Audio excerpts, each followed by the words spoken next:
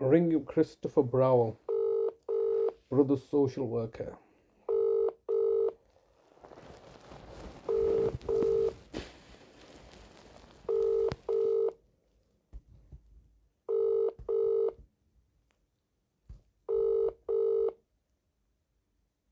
This is the Vodafone voicemail service for 07769247196. Please leave a message after the tone. When you finish recording, please hang up or press the hash key for more options.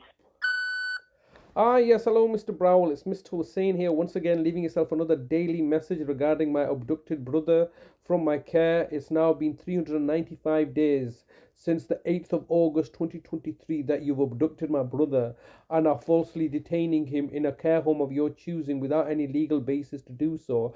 Today is Thursday, the 5th of September 2024. And as you know, I've been leaving a daily messages since the end of August 2023. So that's a period of over a year that I've been leaving you messages asking you to contact me, where you are as my brother social worker, refusing to engage with me and refusing to respond to any of the contact that I'm looking to engage with yourself, knowing the fact that. First of all, I'm my brother's nearest relative, next of kin, carer, but most importantly, the greatest stakeholder in his welfare. And also in the context that you yourself previously had stated to me in May, June 2023, that it is in my brother's best interest to remain in my care, and nobody wants to separate us, and yet your own words have been proven to be false, because that's exactly what you did in August. You've taken my brother from my care and forcibly put him into a care home of your choosing without any legal basis to do so. My brother does not lack mental capacity at all, does he? He is a free individual with freedom and liberty, but what you want to do is you want to collude and conspire with the courts and judges and everybody else in order to falsely put him into your care and make him a ward of the state effectively, so you can do with him as you please without any of his protections or basic human rights and freedom and liberties. How is that exactly working out for you right now? It's been over a year. How has this been in my brother's best interest? It in fact has been in your own, as a corporation and as a local authority's best interest. How much money have you saved so far? How much money have you made? You're not only looking to save money that you would ordinarily be spending, because you've not been spending any money on his social care for over a decade, since I believe since August 2012, over 12 years ago. Look at the amount of money that you saved for over 12 years of not paying him any social care. But you're looking to plunder and profiteer from our private trust fund, so you can take all that money and accumulate yourself, and then pay your common purpose of Freemason friends that are running care homes, namely David Crabtree at Sunningdale Care Home, with money that belongs to my brother or to the family. You have basically abducted my brother in order for you, the local authority, to maintain the status quo that you are doing what you're supposed to be doing. My brother has a carer. I'm his carer. He's got family. We are his family. You are not his family. And I'm reminding myself that you tried this kidnapping situation over, what was it, 6 years ago, and on the 3rd of August 2018 you had kidnapped my brother and forcibly putting him into a mental hospital, so then you could claim the fact, and then you looked to take litigation action to remove me as the nearest relative. So you hadn't achieved that, had you? You had not removed me as the nearest relative. I still remain his nearest relative. What rights do I have as his family member and the greatest stakeholder in his welfare presently while you're detaining him in this manner? And you must have known recently that failing all other options, I've been going to West Yorkshire Police to ask them to explain to me why I can't see my brother. And no doubt they've been liaising with you, and you are then once again, they're now trying to say that they're washing their hands of the situation and saying it's not a police matter, whilst this is an ongoing criminal investigation by the West Yorkshire Police, whom you have privately commissioned in order to abduct my brother on the falsified basis that I was neglecting him. I was neglecting my brother when I was providing him with 24-hour care, costed out to you at a minimum rate of £1 million a week. That's what the real issue here, isn't it? This is the elephant in the room that everybody's choosing to avoid. looking to address and discuss, and why you and West Yorkshire Police and everybody else is refusing to engage with me is because you know I'm legitimate in my care cost remuneration charging policy of charging you, the local authority, £1 million a week because of your systemic failures to provide appropriate social care services for the community that you have a duty of care to, particularly those of the Asian minority background, and particularly in regards to your underlying racist, xenophobic, Islamophobic prejudices, that you had been failing to meet your duty of care.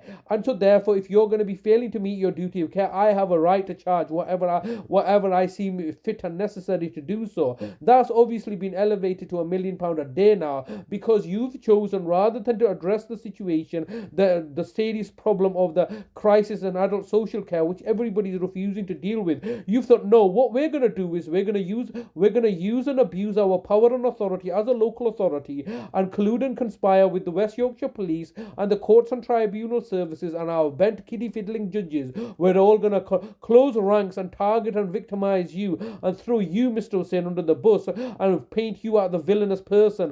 When the reality is this is all your fault as a local authority, as has been highlighted recently in the Grenfell Towers report inquiry, which shows there's a systematic failure across the board on that situation, which I would say 15 seconds recording time remaining. Which I would argue is exactly the same situation I'm facing, a systemic failures, incompetences, and lies and deceptions that are covered up. It's my brother's birthday on the 15th of September. I would like to see him or speak to him. And it's also Eid al-Malad. I would like a religious festival. Me and my sister would like to be able to have contact with him. Your recording time has expired. To leave your message, press 1. To review, message sent. Thank you for calling. Goodbye. Look how humiliating and degrading this is.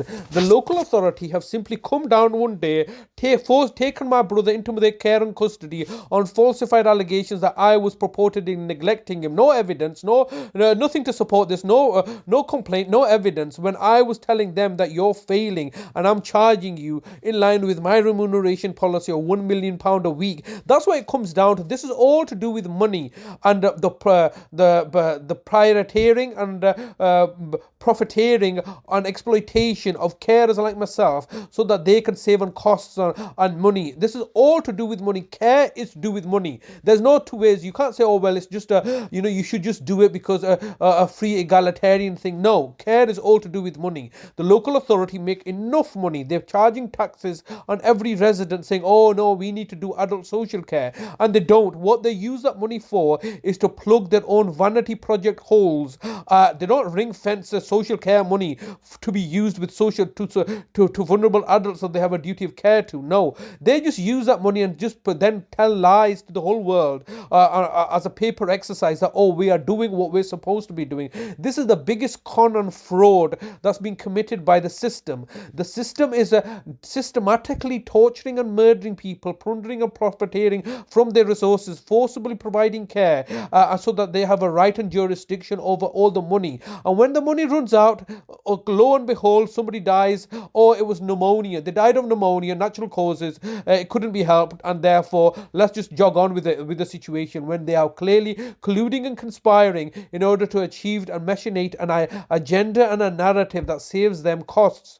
All to do with costs. And so therefore, if it's to do with costs, I have a right to charge them. And so because I'm charging them my remuneration charging policy, they now insist on forcing my brother to be in a care home when there's so many people in Bradford that are needing social care services that they're ignoring and neglecting, disregarding, and deliberately allowing to fall through the cracks so they don't have to have that responsibility and duty of care. So that's what they're really doing. The reality is that they're just play acting, that they don't know what they're doing. This is a stage contrived agenda which is clearly based on the basis that we're going to make money and we don't care if human lives die. Do you think Bradford Council really cares about the human lives of the residents that they're there to serve? They're just saying you're just eaters and resource takers, and you don't deserve to live. This is in line with Carl Schwab's World Economic Forum agenda to reduce the population, and this is just and the COVID-19 was a gravy train blessing for them all, and this is what this is the wider context, and this hence why they don't want to speak to me, because they're all lying, cheating crooks.